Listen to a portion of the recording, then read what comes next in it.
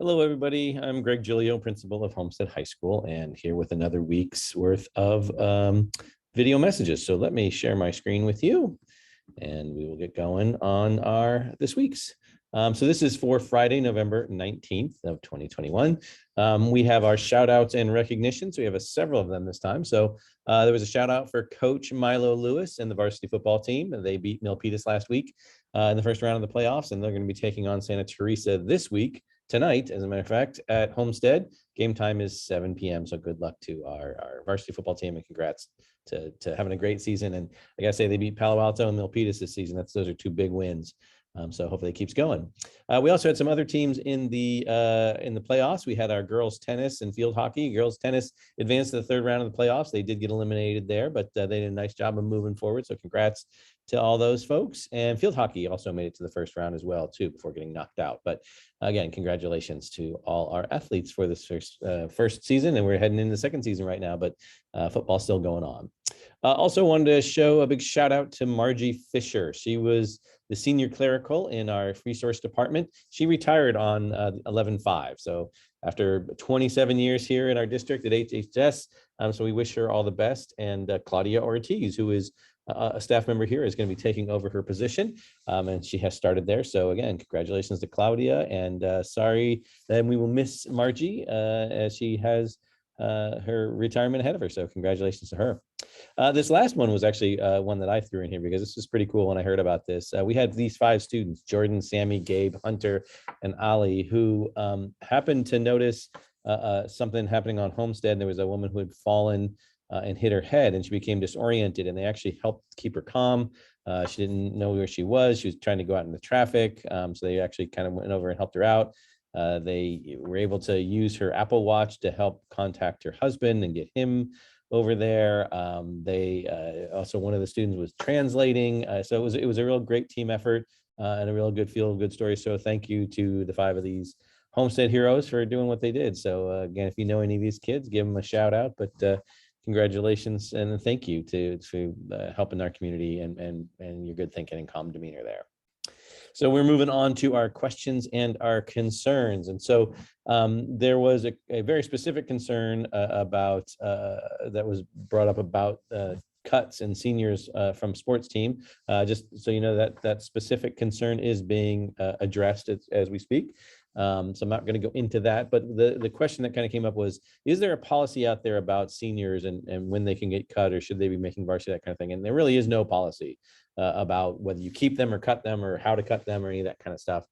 So really it does come down to the judgment of the coach. Not all of our teams do cuts or tryouts. Some do, because we do get large numbers.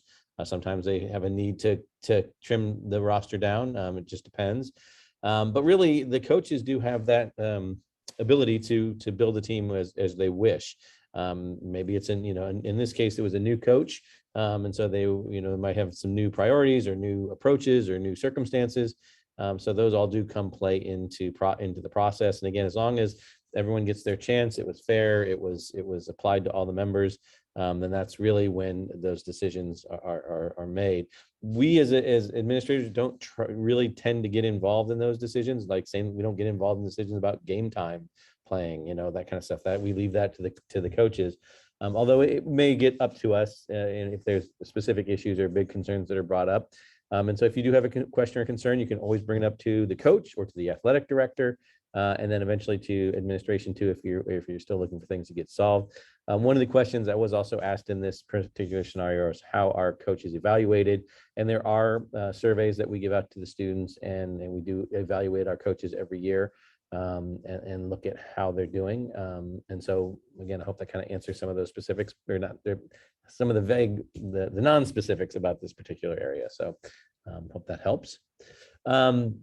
This one was sort of a continuation of a question that came up last week, which was about returning of tests, which we've talked about before, where in this case, the question last week was, what's the appropriate time limit for teachers to be grading and turning around tests? This time the question was more about is there specific oversight or accountability from the administration that ensuring that these things are happening. And To be very clear and frank, the Ed Code does give this responsibility to the teachers. They have control of their classrooms and their practices. We as the administrators offer best suggestions. We can step in when there are situations or maybe that aren't operating under best practices. But again, really the classroom is the domain of the teacher. And so we don't come in as admin and start to dictate a lot of rules and laws. But I also just want you to kind of understand the scope of something like this. We have 108 teachers, so trying to keep track of when every teacher gives a test, grades the test, returns the test, that's a pretty difficult task for us to do. However, we do have an evaluation system here, and part of the evaluation system is in doing best practices, and are you communicating with families, and are you engaging students and helping them to learn and facilitating those things to learn. So there are some parts of the evaluation that would specifically talk to this. And so if we start to have concerns or we hear about concerns from teachers, those are some things that we would investigate and look at. But again, it's always best if you check with the teacher first, because maybe there's a reason why they haven't returned it yet, or it's taking longer or whatnot. So please check with that teacher. If you're not satisfied with their answer, or they're not getting back to you in time, you can always come to the administration. But again, it's usually best if you go through the teacher first. So anyway, I put evaluation on there twice, but anyway, so, again, check with teachers, then come talk to us. But there really isn't an oversight system. But if we do hear questions and concerns, we'll go and work on that. Those were the only questions that were actually brought in for the survey. So I actually stole some questions that we had from the PTSA general meeting the other night. So some of you who may have been there may have seen some of these questions, or if you weren't there, maybe you get a chance to hear some of the answers to them now. So this is also sort of a similar related question to the test one, but is there an oversight of materials used by the teachers? And this one was brought up about a specific concern regarding a video that was used that may have had some misleading or wrong information in it. And so the question was, does administration, or who actually looks at all the work, all the materials that are used in a classroom? The reality is only the core materials are approved by the board. Those are things like the textbooks, the books, those main pieces. Teacher discretion is allowed to use supplemental materials. If they find a video or an article or some other short story or something that they're using to sort of supplement the work, then that is up to their discretion. Again, we do hope that we do have standards and that kind of thing, that they're not just bringing in any wild, crazy kind of thing, that they are. We do have board policy about providing different sides of arguments, and bringing in as much information as you can, and allowing students to come up with their own thoughts and perceptions in regards to some of these. But there really is no way, just like the test, there really is no way for us to go in and look at every single piece of material or resource that a teacher brings in to use. I would say the best place to get a chance to look at this for parents is on Schoology. Teachers are posting their resources, they're posting their work, posting notes, that kind of stuff, links to videos. So you can always go in there and check if you want to take a look at what your kids are looking at. Not every teacher has everything posted, but that's a place where you can kind of take a look at that. And same thing with the test. If you have questions or concerns, you should contact the teacher. Say, my son or his daughter was telling me about this video or this piece of this article. Can you tell me a little bit more about it? And then you can always get in touch with an administrator after that, if you don't like their answer, or if you're looking for more of an answer. One of the questions that came up was, what were some of the biggest challenges that we'll be facing Homestead in the next several years here? And so these were my three answers. There are probably definitely others, but these are, I think, some of the big ones. You may have just seen an email that came home that we are in the process of looking at our schedule, because that new law that about classes starting after 8:30 is coming into effect for next year. We were hoping that our staggered start, where we have some people that start at 8, some people start at 9, or the choice to choose between that may actually help give us a waiver to get through this. It doesn't, and so we have to start before, or can't start before 8:30. So we are going to be looking at a new schedule and trying to figure that out, and that's going to create some issues in terms of the end of the day and that kind of thing. So we are definitely in the process of gathering input, of looking at options, seeing what we can do, but we definitely need to get that into place before next year, because we have to build our schedules around it.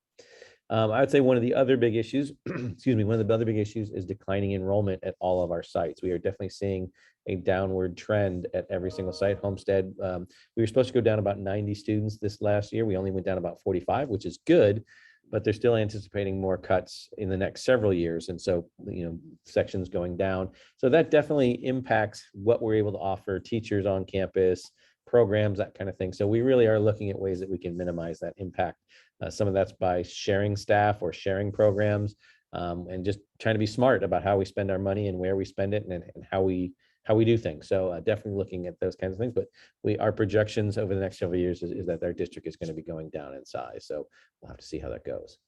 And then, just one that's been ongoing, and I think because of the pandemic, we've seen an uptick in stress and mental health of our students and our staff, and which also means in our families too. So, there has been a big call for us to look at other places where we can bring in social emotional learning or mental health or self-care, whatever term you want to use for it. So we definitely are looking at places where we might be able to do that, whether it's in our advisories, and we have a mental health advisory coming up next week, or next month, I mean. We have another one coming up probably in April. We're all looking at ways we can embed this into our tutorial, and I'll talk about tutorial here in just a second. But also other ways to embed it into our coursework, or whether to even look at our course and workload. So a lot of areas. And again, we have a huge mental health team here that we are constantly working with kids. So if you have questions or issues, use that wellness check-in form that's on our website. And we will be happy to follow up and check in with your kids on those. And so a question here came up about, have you considered other drop-off spots to reduce traffic? So in reality, we only have 3 here on campus, only 3 places where we can logically have students be dropped off.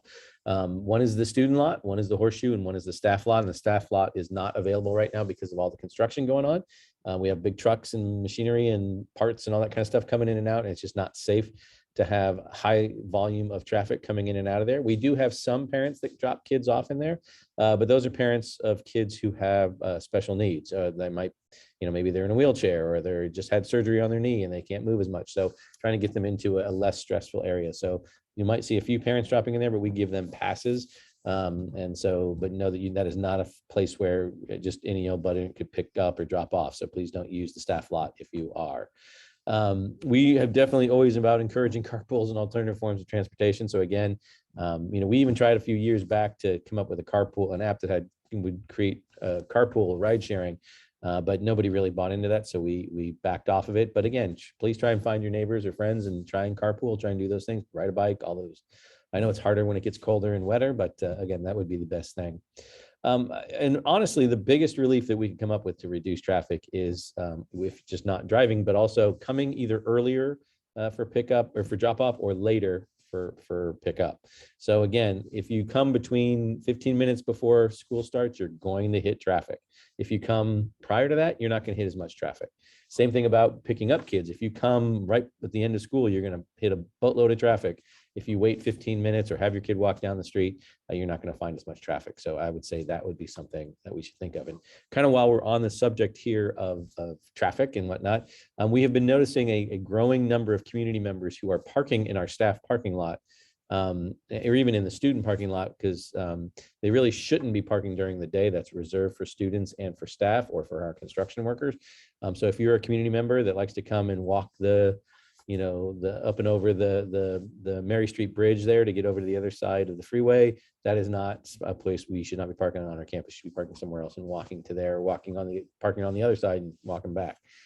So again, please don't do that. We are actually going to be calling law enforcement to ticket folks who are not properly permitted. So please don't do that.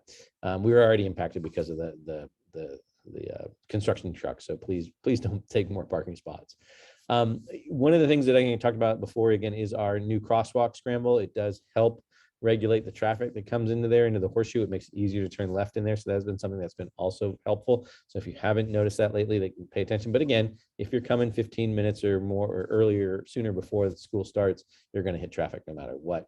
One thing that we are noticing with the scramble is that pedestrians are not waiting for the scramble. They're going when the traffic appears to be in their way, but really it's a red walk symbol for them, so they shouldn't be going. So again, students or people, community members, parents, who are bringing your kids to school, if you're walking, please wait for the scramble. Don't go on those other crosswalks.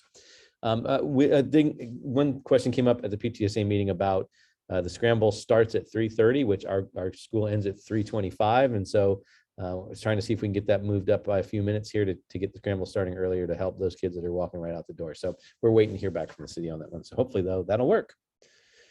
And finally, one of the last questions was, do colleges ask for progress report grades as part of early decision or early application their early action applications. And the honest answer is in 99.9% of the times, no.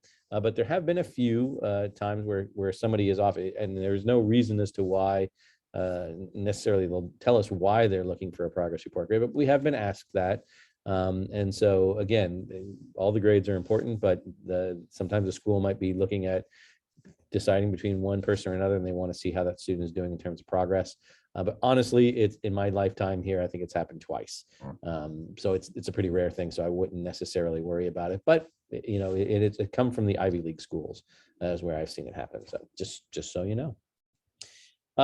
This is my big plug to get your opinion on surveys to find out what your opinion is of our tutorial system. We are definitely looking to make some improvements to it. As I mentioned, one of the big things in terms of tutorial is that it's been primarily an academic. It's been only an academic period, but there's been a call lately by students and staff to try and maybe bring in some self-care or some mental health. So there's some opinions in there that we definitely like to hear from you. We've only had, I sent this out last week, we've only had about, I think, 17 or 18 parents opposed to like 400 of the students who have responded to this. So again, you can either you scan this QR code right here, or you can wait for the link to come out in the email blast, but please try and fill that out. We're going to try and have it running until the end of the month. We'd like to get some information because we like to start looking at some improvements we can do right away. So this is my first QR code, by the way. So hopefully it works for you. It worked for me, but hopefully it works for you. Important dates that are coming up. So again, I left this one on here. This week we did an advisory on gratitude. I'm going to include that PowerPoint and video in the email blast. So please take a look at that if you want to talk about it with your students. Again, it was picked because we're heading into Thanksgiving, so maybe a good chance for you and your family to talk about things you're grateful for and learn a little bit of the science behind the mental health science behind being grateful. So again, I would say there's nothing new on these important dates that I pretty much copied and pasted it from the last time. But again, we've got lots of big things coming up here in terms of Thanksgiving holiday. We've got our 10th grade guidance presentations coming up. We've got a whole bunch of music and choir performances happening. We do have our Winter Wonderland Spirit Week. And we do have another advisory coming up on self-efficacy. That's again, another mental health type one. And we're only about, I think I counted 4 weeks away from finals at this point. So December 13th through 16th, that's when finals are. That schedule has been posted under our bell schedule. So please take a look at that. And again, 12/16 is the end of our first semester. It's the last school day of the 2020 or the 21 school year. Next year, obviously, we start up in January for 2022. And our winter formal is also that night. So again, thank you all for sending in your survey responses. Please keep doing survey responses with the tutorial one. Please send me your other information as we head into the last few weeks here of the first semester. Thank you, everybody. Take care and have a great weekend. Bye-bye.